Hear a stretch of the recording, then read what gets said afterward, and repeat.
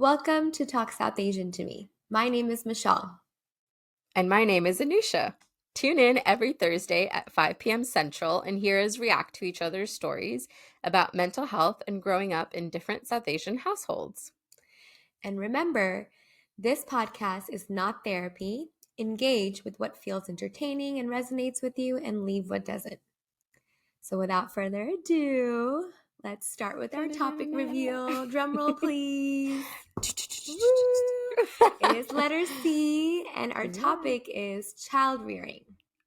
Okay, so we'll go into a little bit of information about child rearing and then we'll share experiences. But before we start, Anusha, do you have any thoughts about child rearing that you want to share before we begin? Well, my only thought about child rearing is I am so excited for this podcast because when we were, discussing the topics, you were like so hyped up. So I cannot wait for today's podcast and, getting to hear your story, but also like your education around it. I mean, this is your bread and butter. This is you. It really is. I'm so excited. Yeah, it really is. Like, this is what I study. This is what this parent, child rearing practice is something I apply in my work every day. Mm-hmm. So, it's something that I'm really passionate about. And I feel like it resonates so much with everything that we've talked about so far. And I'm sure everything that we're going to talk about. Oh, right? yeah. This is like the umbrella. I can see you aglow. You're like It's glowing like with excitement. It is. Such a nerd here, right? I love it. I'm so ready to learn. Yes. And I'm sure like some of it might be a review for you too. So feel free to like chime in with your thoughts and, anything you wanted to add. Oh, I'm sure I will. A lot of chime-ins. Exactly. So, to start off, I wanted to kind of share some sources and some history when it comes to child rearing / like parenting styles. According to Psychology Today and some research studies, a developmental psychologist named Diana Baumrind conceptualized 3 parenting styles, and then a 4th one was added later through different research studies. Oh, didn't know So that. I'm gonna name the 4 parenting styles, and we'll talk a little bit more about them. Mm-hmm. So the first one is authoritarian. Second one, authoritative. I know they sound very similar, but they're different. One has an N and one has like an IVE. So authoritarian and authoritative. Then uninvolved and permissive. So before I define them, I want you, Anusha, to tell me if you feel like if you know how these parenting styles are measured. Maybe you have an idea already. Like, what do you think defines these? I was going to say too, like, I remember this actually from like Psych 101 in high school. Yes. And from what I remember, authoritarian is like basically, right, very authoritarian kind of leadership style. I know what you should do, follow the rules, that kind of thing. And then authoritative is okay, so I always got this confused growing up when I was learning about it. Not growing up, when I was learning about it in high school and college. And it seems kind of silly, but this is how I remembered it. Authoritative has a V, and V is for like vase, and vase is like has flowers in it. So it like smells nice. It feels pretty. So that's how I differentiate. Authoritarian is like very rigid in rules and like obedience, and authoritative is a little bit like prettier, nicer. Yeah. Essentially like collaborative. That's how I think about it, at least. And then that's how little me used to memorize things for school. And then what was the other one? I think you said permissive, right? And uninvolved. So for permissive, I kind of see it as in Mean Girls, the mom of the like main mean girl, very like, I'm your friend, do whatever you want. I don't care. Let's do bad things together. Yeah. And the last one, I think it's just like neglect. Self-explanatory. Right? Yeah. Uninvolved. Yeah. That was your spot on. Yay. And, you have really good memory, by the way. So that was really good. But I wanted to kind of share different ways to like define this, but also like remember how each 4 relate.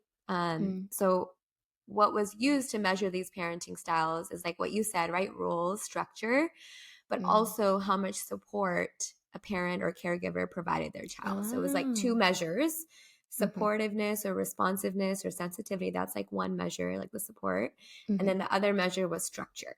So like setting Mhm. rules, setting limits, having structure in the household. Mhm.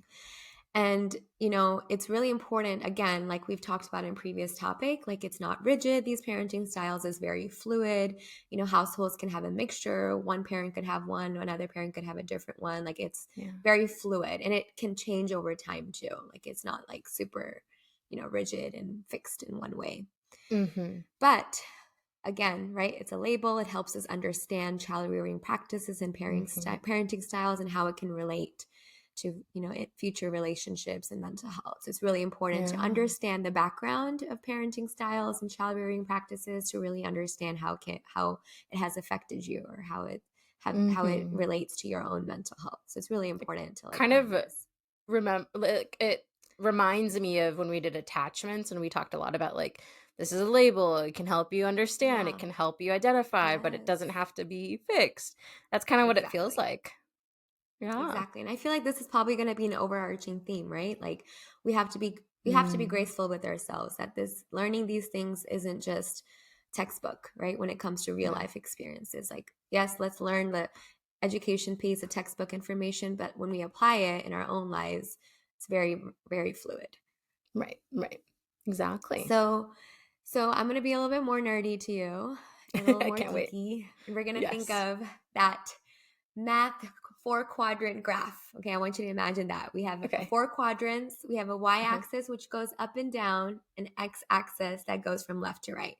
Uh-huh. Okay, so I want you to maybe close your eyes and imagine that Okay. graph. Okay, Yes. so we have the y-axis, which is going up and down, is going to measure Mhm. structure. So up higher, where like the top two quadrants will have the higher structure and the bottom two quadrants will have lower structure. Mhm. And then the x-axis from left to right is going to measure supportiveness or responsiveness or sensitivity. So on the left side, Mm.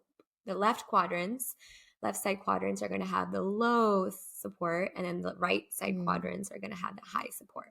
So we're going to Right. move from the top left and we'll move in clockwise order. We're going to place the Okay. different styles in the different quadrants. Okay. Okay. Is that work for you? Yes. For your I'm gonna math peek. brain? Okay. I gotta clarify. Stupid question, but I'm Okay. gonna clarify. No, Clockwise no is this stupid way. questions here. This is Clockwise is if you're clockwise. looking at an analog clock, which way It's like like the 12, 1, 2, numbers 3, go. 4. Okay, okay. Yeah, Just yeah, checking. yeah, yeah. Told you it was a Perfect. dumb question. Keep going. No, that's not a dumb question. So the top left is if you think about the graph, right? It's on the top, Hmm. so it's high structure, but it's Hmm. low support. It's on the left side. High So structure, that low would be the support. authoritarian. Mm. Very, very high structure, like what you mentioned earlier, but Yeah. very low support. Hmm. So, an example of a caregiver that practices an authoritarian parenting style is they're having very strict rules. They don't really provide any explanations when it comes to rule setting. And then Mm. when, rules are challenged, they're not very supportive or welcome. They're not very, like, there's not much responsiveness to supportiveness from the Hmm. caregiver. And I like your example of how you kind of remembered that definition was like authoritarian, like an authoritarian style of government, right? Like it's very like, Hmm. this is my way or the highway, right? Like that's how we're Right. going to focus. One way, Exactly. a very narrow focus. So that's Hmm. authoritarian. And, authoritarian caregivers might take part in lots of punitive punishment. Mm. And they children like later on of this parenting style may struggle socially. They might have social anxiety when it comes to speaking up and being comfortable with others around them. So that's a Hmm. little bit of authoritarian definition. So now we're going to go back to the quadrant and we're going to move to the Okay. right. So we have the top right, which Hmm. is high structure and high support. And it's your beautiful vase flowers. Yeah. It's authoritative. Hmm. Okay. So, like you said, collaborative. I love that because they rhyme authoritative, collaborative. So, Oh this is yeah. the preferred approach from a lot of developmental psychologists. Mm. And these caregivers are more flexible. They set clear limits and boundaries. They're Mhm. consistent with their limits and boundaries, but they also encourage children's independence. And their discipline Mm. is not punitive as much as more supportive. So like giving the reasoning why there's a certain rule. It's more collateral. This is why I'm telling you to know. This is why I'm telling you this is important. Yeah. Kind of like this is like basically for equating it to attachments. This is secure attachment. Yes, that's a good way to look at it. And Yeah. then children that have experienced the authoritative parenting style, they develop a high sense of self-control and self-reliance and that self-empowerment. Mm. Okay, so now we're going to move on to the next quadrant. So let's go down, bottom right. So if you think about it, it is low structure, right, on the bottom, but it's on the right side. So that's high support. So low structure, but high support. So that Permissive? is, yep, you're right, Yay. permissive. So these caregivers and parents are attentive and warm, but they don't really have any strong rule setting skills. They're not really following up with the rules. They might have rules, but they're not really consistent with them, or they're not really setting them as much. But they are attentive, they are warm, they are supportive. Like you said, the mean girl's mom, right? Like she's tending, she's bringing all the snacks and like the mocktails, but there's no rules. No rules. She's besties. Exactly. They're besties. They're besties. Not great. I know, no boundaries. And with these children that experience this parenting style, they later on experience higher levels of creativity in adulthood. And this is what I thought was really interesting when I read this, because it goes back to attachment, was that they're more interested in taking rather than giving in their own relationships, which is so interesting, right? When you think about it, like, oh, there's no rules, so I don't have any limits. So I'm not going to have any limits in my future relationships. Yeah. Yes. Fascinating. Which is like, that makes sense. I never thought about it that way. Actually, I never noticed it. But yeah, when I was actually researching it, like that was new to me. I was like, that makes sense though when you think about it logically and like psychologically. Wow, fascinating. So that's permissive. So now we're going to move more, keep on going in the clock, the bottom left. So low structure and low support. So these are caregivers, parents that may not spend time as much time with their children.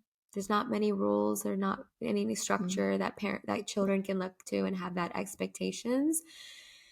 And later on, even during this time period and in adulthood, they might resist rules outside of the household. So these children might have a hard time following rules at school. Later on, when it comes to boundaries and relationships, they might have trouble with that. And they might also struggle with self-control, which also makes sense, right? Because they weren't taught to follow rules and create that sense of self-control. Yeah. So I thought it was really interesting when it comes to self-control, self-reliance, right? That authoritative, the collaborative approach has both. It gives that self-control and self-reliance. And then when you think about authoritarian, a lot of children that might experience that, they might have a hard time, with that. They not really like, they might be self-reliant because of the low support, but they might have trouble with self-control because of the high structure. Yeah, so like once the rules are gone and you're out in the wild, which is my way of saying adulting, then it's like you have to control yourself, but you've never had to do that because you've given too much control. Wow, yeah, makes sense. So yeah, those are the 4 styles of parenting. So now when we think of South Asian households, what do you think is the most common? Authoritarian. Ooh, okay. Well, I'm going to challenge that a little bit. Oh, so okay. I read a research article, and that was my first thought too. I was like, definitely authoritarian, right? But I read a research article, and it was an author from the University of Rochester, Judith G. Smetana.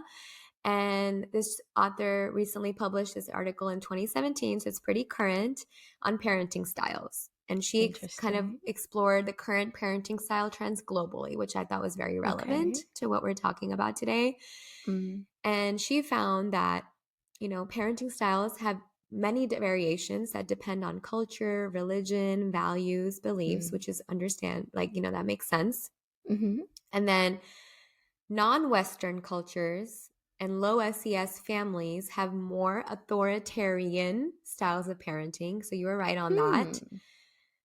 But because of the different variations of culture, values, and beliefs, this researcher, the team found that not all authoritarian styles lead to poor adjustments for the child. Like it really depends on their other Hmm. aspects of parenting, which is so interesting.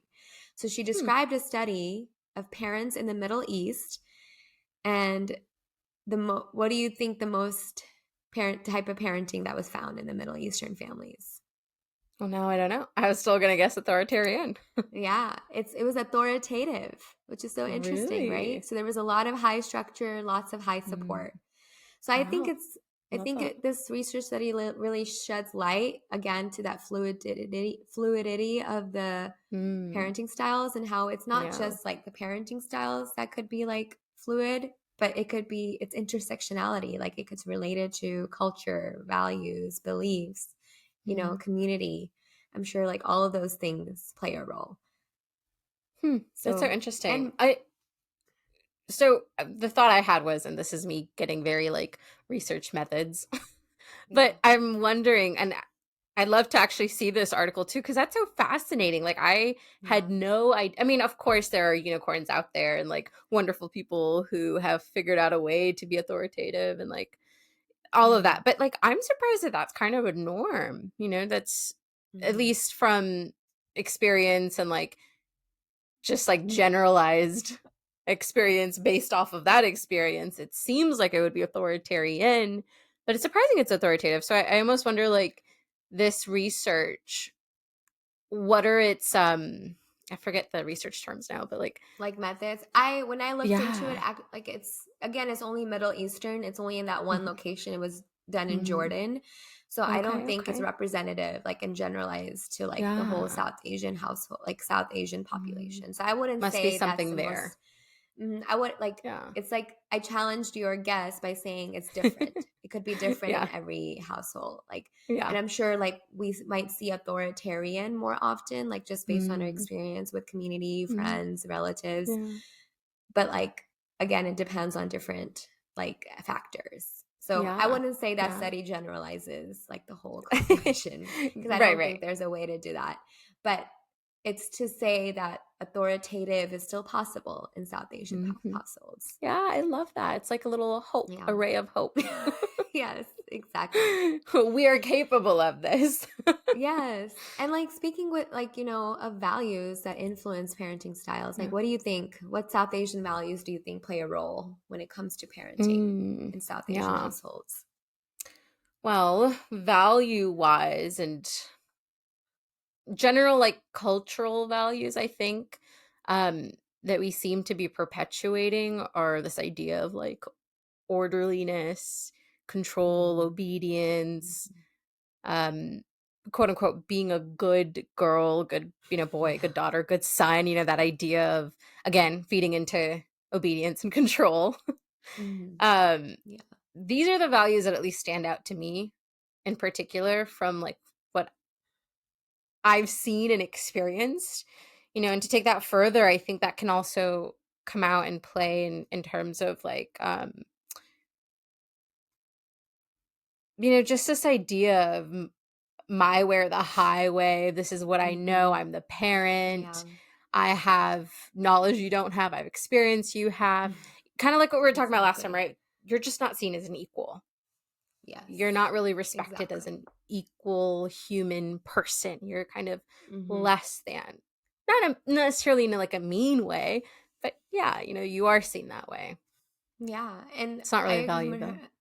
Yeah, I 100% agree. Like, it's that idea of not thinking children have capability or potential to make their own decisions, like what we talked about in the Yeah, last episode, autonomy. too.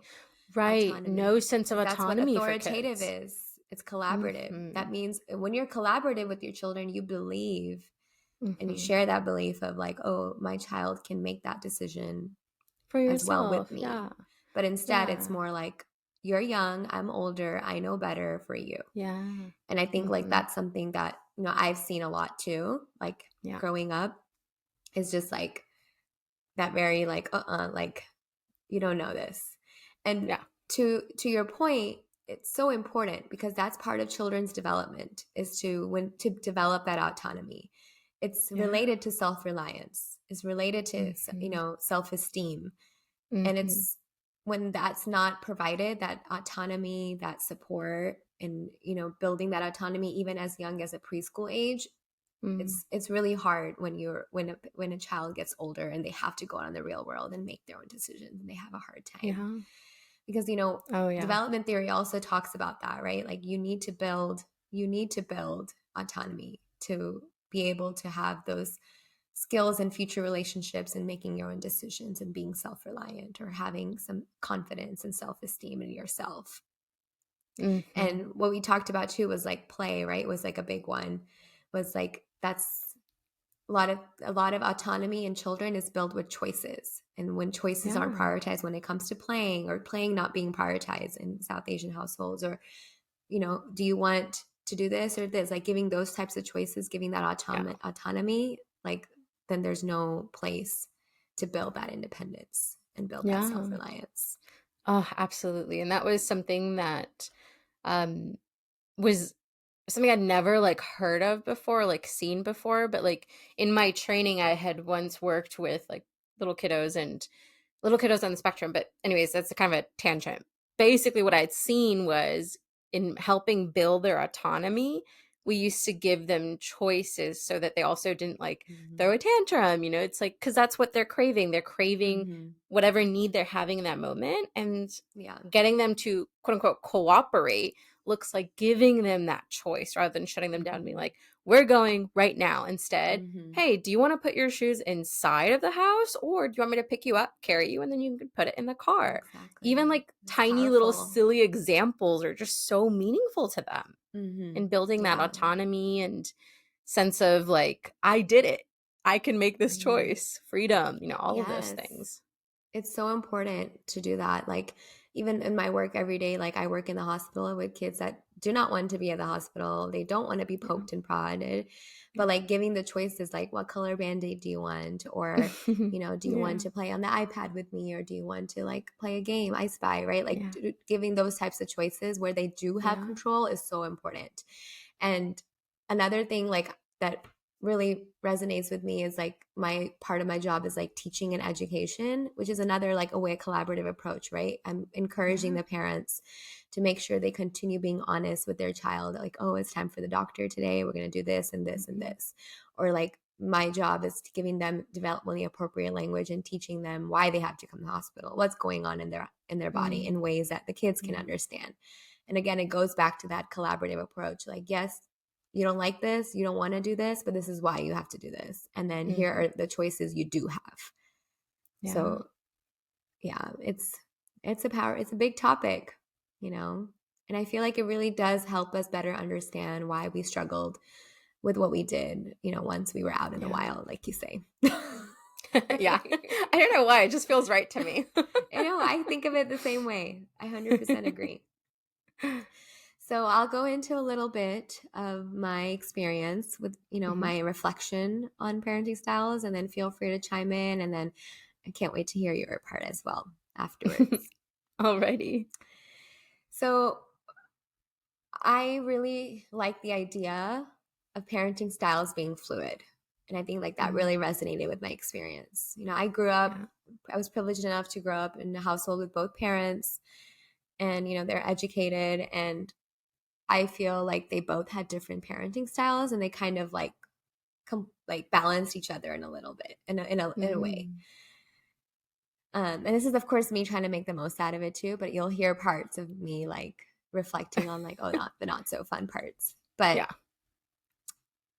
lots of, I feel like parenting can be related to different aspects of life, right? Like religious Mm. practices that were enforced in my household, Mm. when it came to like academics, when it came to spending time with friends versus family, like so many different ways to like parent and set rules and enforce different expectations.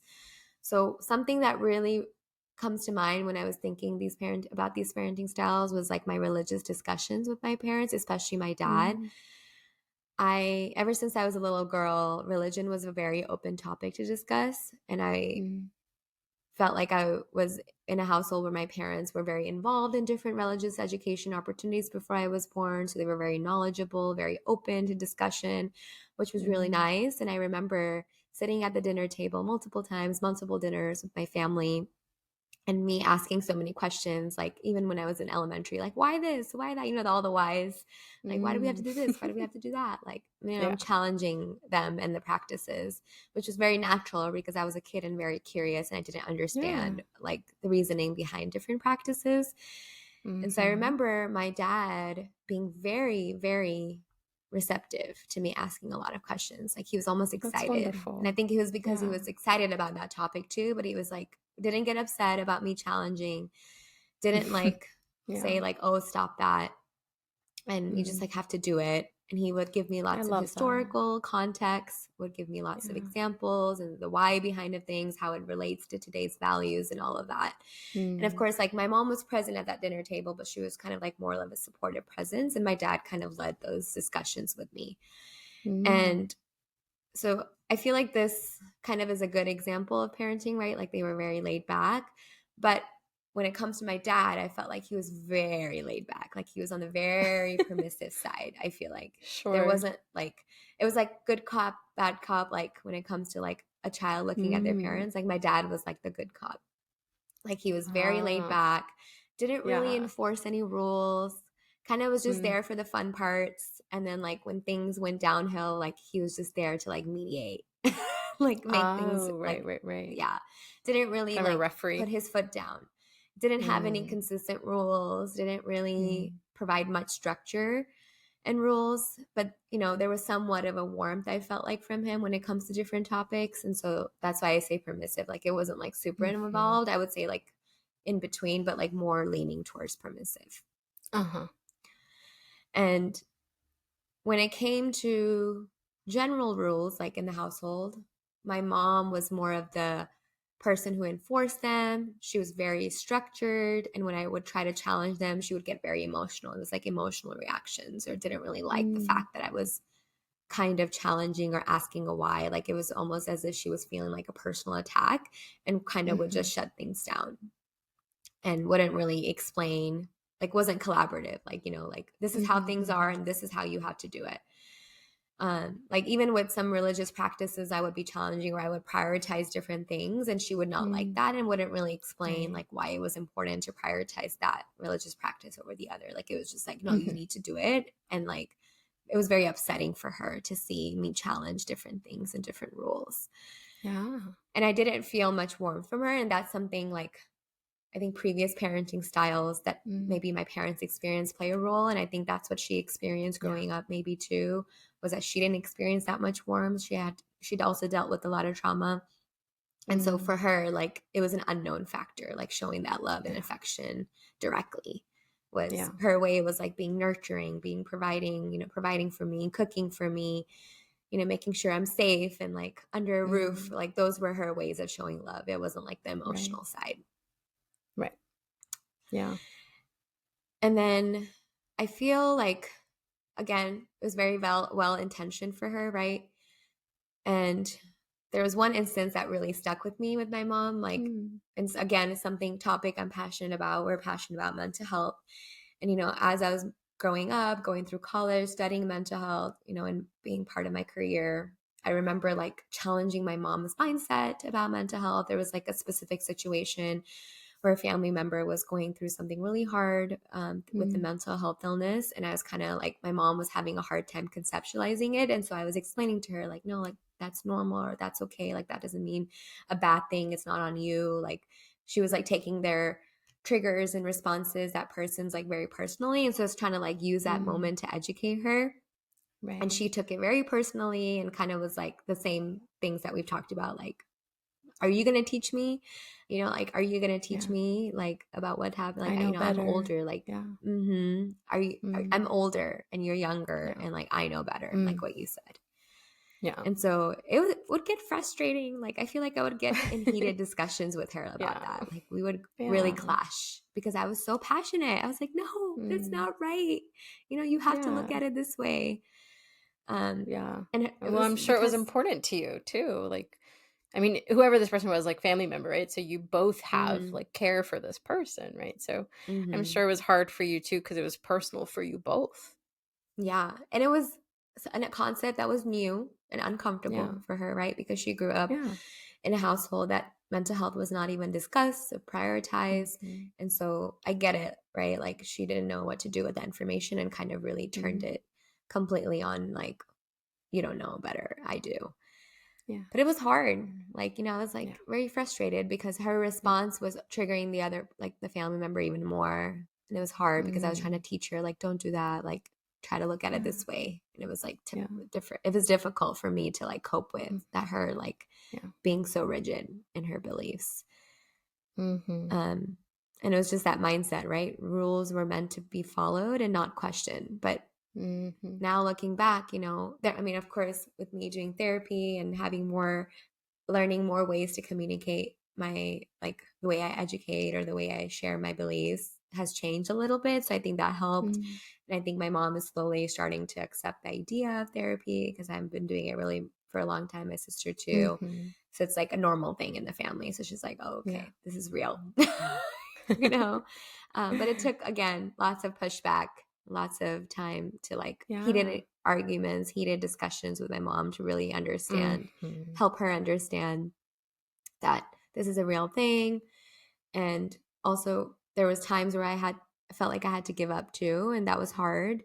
But Mm. I feel like there are some days till today where I feel like there's so many that authoritarian style sometimes comes out, and Yeah. she's not willing to like hear me out, whatever aspect of life it is.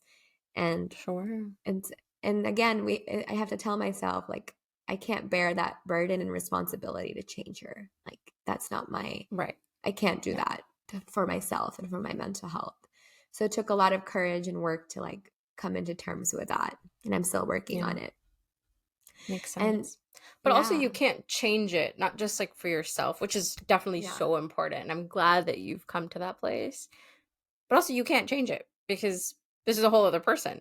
You can't hmm, make somebody feel something or you can't make somebody think something and you certainly cannot make somebody do yeah, anything. We have a lot of influence over the people that we love and the people that love us, but we can't make them do anything, right? They have to be exactly. willing to realize something's maybe not working and then willing to do something different and able to do it. That's the only way change happens. So it's really, Exactly. really not your responsibility in more ways Hmm. than one. Yeah. And now looking back, having that permissive parenting style from my father and then my mom, like having that authoritarian, it was like confusing for me because Mm, it was like extremes, not complete extremes, but like they were opposites. There was yeah, no like in right. between, which I needed.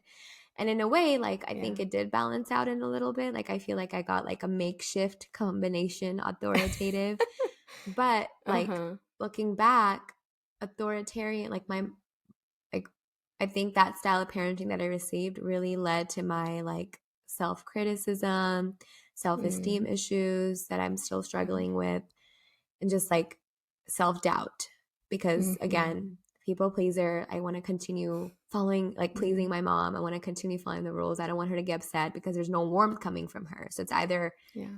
I'm following the rules or she's upset. Yeah. Like there's no Yeah. like support. And I think Yeah. that's something that really helped me better understand when doing this reflection is that the parenting styles is related to when it comes to like that self-doubt, that Mm, self-criticism that I experience. And then in some ways that self-reliance I think was started in an unhealthy way, but I'm grateful for my self-reliance that I have. Like, I'm very self-motivated when it comes to different things, but it's mhm. sad the way it developed. Yeah. Yeah. Yeah. Mm. So that's kind of like my story. Oh, well, thank you for sharing. I know it's Yeah, hard to kind of reflect on a lot of the topics we talk about, but it especially is. parenting, it is. Yes. It's hard because it's like, Mm, wow, this is so yeah. abstract. Like, whenever I'm doing these different reflections, it's just like I learned something new about myself, right? I have a new epiphany, like a new like Yeah. a discovery of New myself. Like, connection oh, and like, oh yeah. mm-hmm, Yeah. mm-hmm, It's wild. But I also have kind of a pretty similar story, and this is like how you asked me earlier, right? Like, what do you think other like South Asian people's experiences like? This is kind of what I imagined stereotypically, very generalized parenting styles to be. Dads, generally speaking, being a little bit more like permissive-ish, and like moms being more of the um authoritative figures, or I guess dad stepping in to be authoritative when needed and disciplining, and mom's being nurturing, right? Kind of, that's a lot of what Yeah. I see. And so Wait, my authoritative or experience, authoritarian? nice catch, authoritarian. See, I was it's so like, easy to oh, confuse them. I know it is.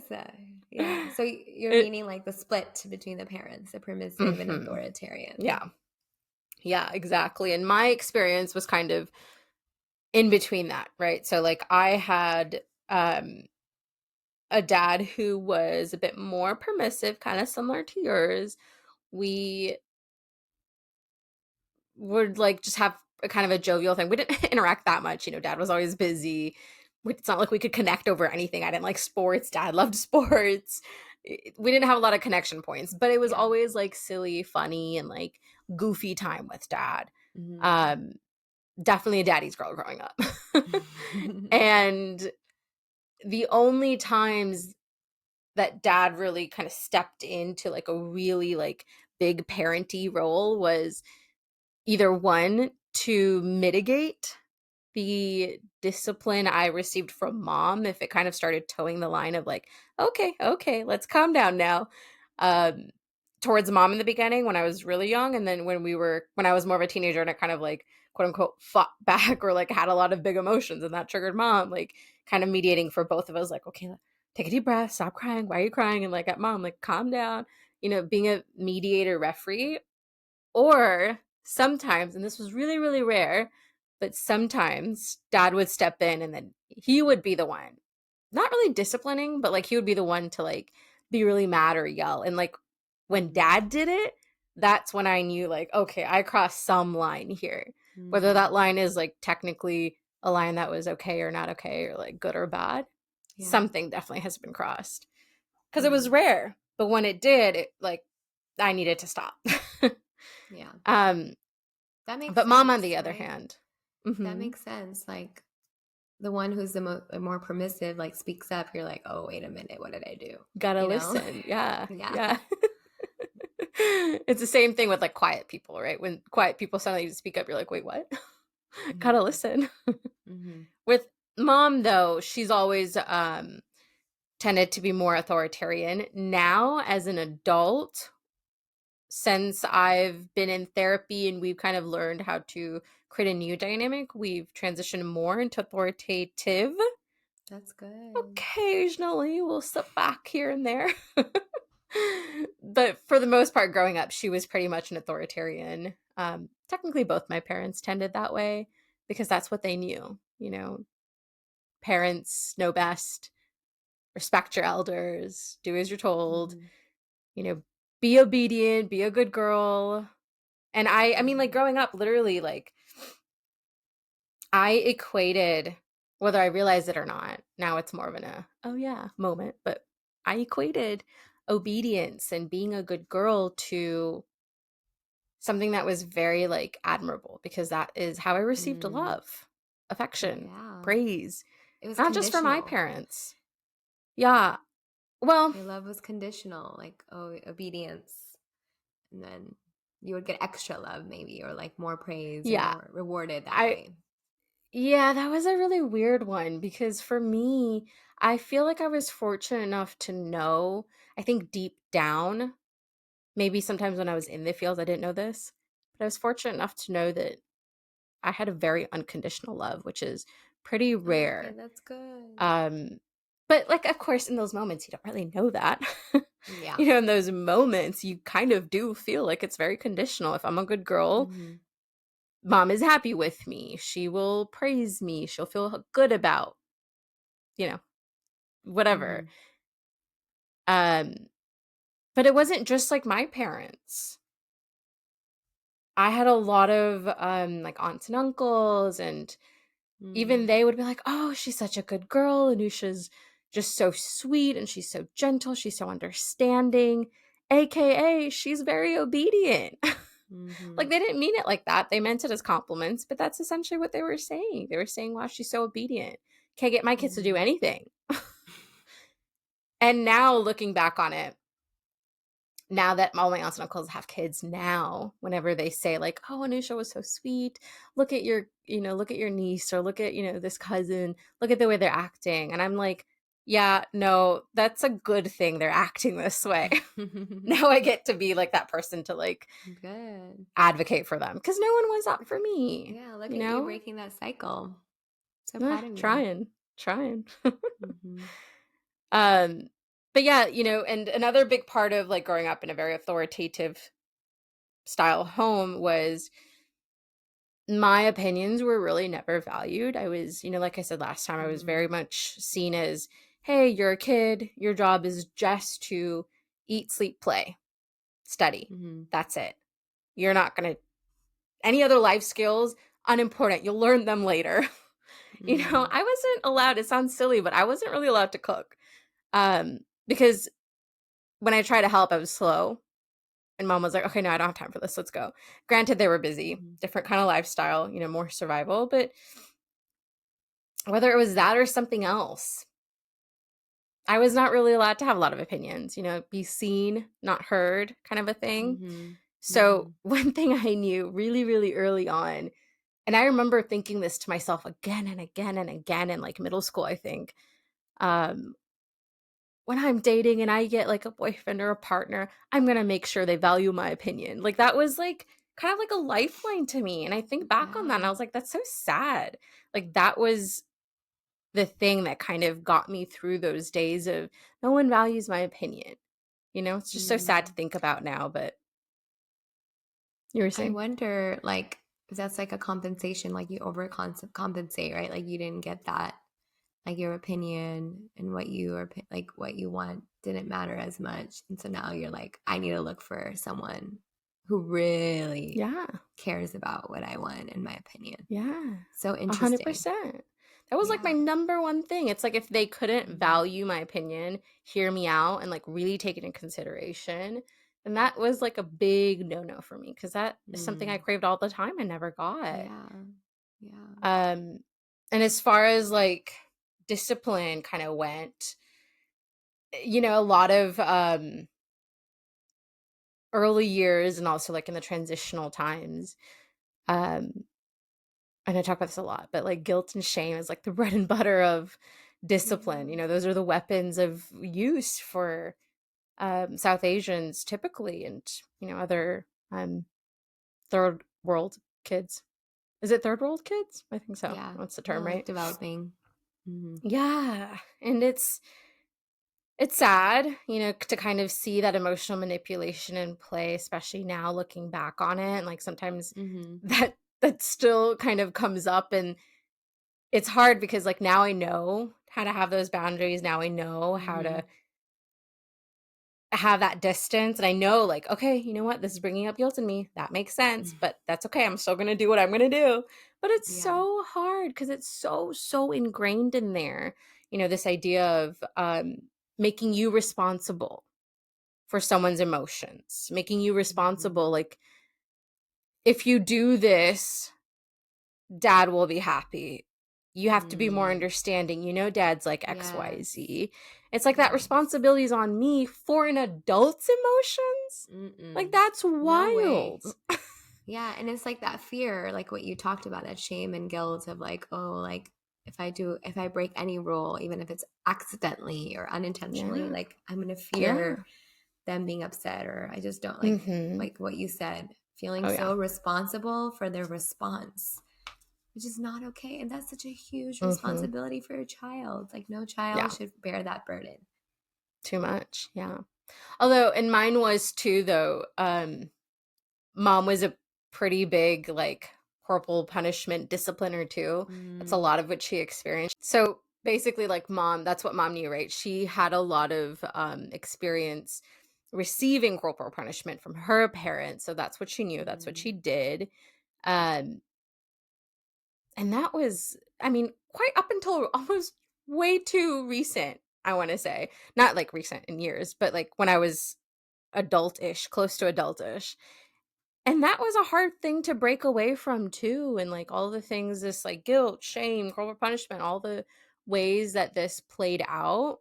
Um, Yeah. I was pretty like shy growing up. And like just as an adult, I, as we've talked about before, definitely feel like that people pleasy urge. Mm-hmm. Um, I definitely kind of going back to what we were talking about in the start, a lot of self-control issues around certain things. I've had Mm-hmm. so many rules for so long that suddenly Yeah. out in the wild, I had to figure out how do I find that balance myself? How do I listen to my own Mm-hmm. body to tell me its cues? Um so much so that like, for example, like my husband, right? Sometimes when in like couples, sometimes we trigger each other's wounds, Mm-hmm. right? So sometimes I trigger Yeah. a wound of his, and his like need to control kind of steps up. And oh boy, does that trigger me right back, because it's like, again, the same idea of control, right? So Mm-hmm. like it's so prevalent, like the way that it shows up, these like rigid rules and not being able to listen to your body, and the way that Yeah. you have to learn like my body, I will know what's right for me, and I will need to do what's right for me based on what I know, not what you Exactly. think, you know. Exactly. And in terms of choices, right, kind of coming back to that too,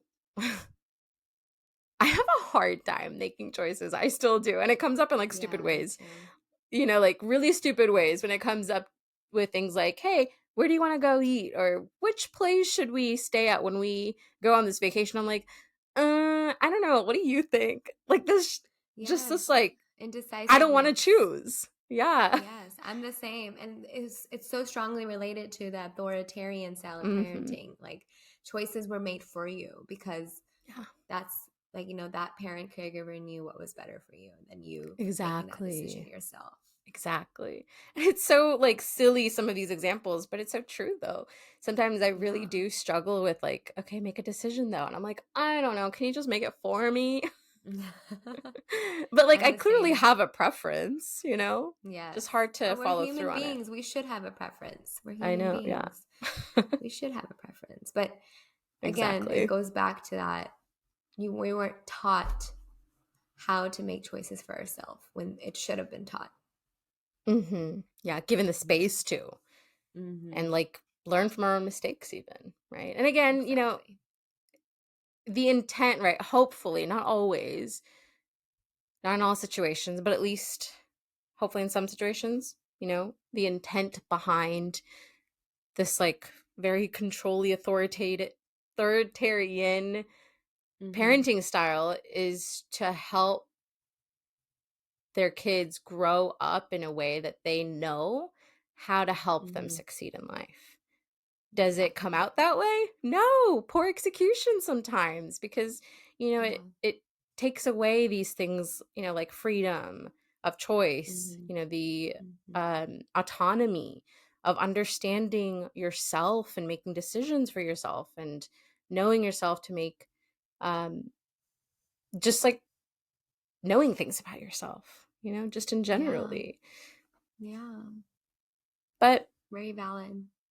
like you said, at the end of the day, it's fluid. If we start at a place maybe we don't really like, doesn't mean we have to be there. As long as that person is willing and able to, we can be fluid into more of this like secure Mm-hmm. attachment version, which is the authoritative style of parenting. Our insecurity. Or Doing insecurity. professional work. And like Yeah. you said, right? Like it's fluid. It sounds like from setting boundaries, doing self work, like your mom has transitioned more towards an authoritative style of parenting. And I could say that for my mom as well. And I think that's so awesome. Like it's Yeah. so easy to think like, oh, like this is where I am and I'm going to be stuck like this forever. But that's not the Hmm. case. Yeah. Still sucks. I mean, I can't speak. Still sucks when you're going through it though, in that Mm-hmm. moment. Because Mm-hmm. it feels like, who cares about future? I'm stuck here feeling it now. Yeah. Yeah. But it is nice to know that for some people, if we're lucky, we do get to experience and put in the work to change the way that the dynamic Exactly. currently is. And that, I think, for, our parents and our moms in particular, I think that's something to say about, to their credit, right? Like they had to Yeah. challenge everything they knew, every urge and habit they've Mm-hmm. built up over many, many years, Right.